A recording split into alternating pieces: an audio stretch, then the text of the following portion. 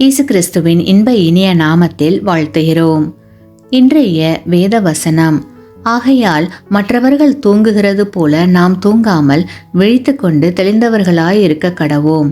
1 தெசலோனிக்கேயர் 5ஆம் அதிகாரம் 6ஆம் வசனம்.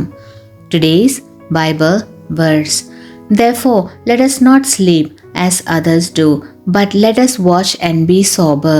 1 Thessalonians chapter 5 verse 6. இன்றுதான் பூமியில் உங்கள் கடைசி நாள் என்று இன்று காலையில் உங்களுக்கு சொன்னால் எப்படி இருக்கும்? பறந்து போகும் மணி நேரங்களை எப்படி செலவழிப்பீர்கள்? யாரை கட்டாயம் பார்க்க வேண்டும் என்று வற்புறுத்துவீர்கள்? சாதாரணமாக இருப்பதை விட உங்கள் நடைமுறை முற்றிலும் மாறுபடுமா? சற்று சிந்தியுங்கள். ஒவ்வொரு நாளையும் அதுதான் பூமியில் உங்கள் கடைசி நாள் என்பது போல் பாவியுங்கள். இதை தவிர்க்கவே முடியாது.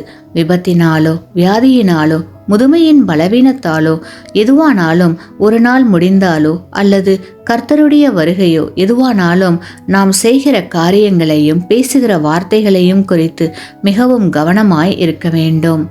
நீண்ட காலம் செய்யாமல் விட்டு வைத்திருந்த காரியங்களை நினைவு கூர்ந்து நம் அன்பை பிறருக்கும் காட்டி நன்றி கூறி பேசாமல் பிரிந்திருந்த நண்பரோடு ஒப்புரவாகி யாருக்கு சுவிசேஷம் சொல்ல தயங்கினோமோ அவர்களுக்கு சுவிசேஷம் சொல்லி எல்லாவற்றையும் செய்து முடித்தவர்களாய் இருக்க வேண்டும். இயேசு கிறிஸ்துவை உங்கள் ஆண்டவராகவும் சொந்த இரட்சகராகவும் ஏற்றுக்கொள்வதை கூட வசதியான ஒரு நாளுக்காக நீங்கள் தள்ளி போட்டிருக்கலாம். ஒருவேளை அந்த நாள் வராமலேயே போய்விடலாம். பூமியிலே உங்கள் கடைசி நாள் முற்றிலும் எதிர்பாராத நேரத்தில் வரக்கூடும்.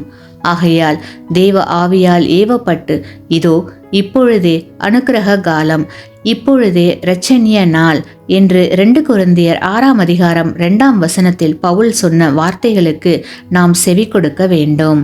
கிறிஸ்துவுக்குள் பிரியமானவர்களே, ஒவ்வொரு நாளையும் நம்முடைய வாழ்வின் கடைசி நாளாக கருதி நம்மால் முடிந்தவரை மற்றவர்களுக்கு நல்ல காரியங்களை செய்து தேவ ஆசீர்வாதத்தை பெற்றுக்கொள்வோமாக. ஆமேன்.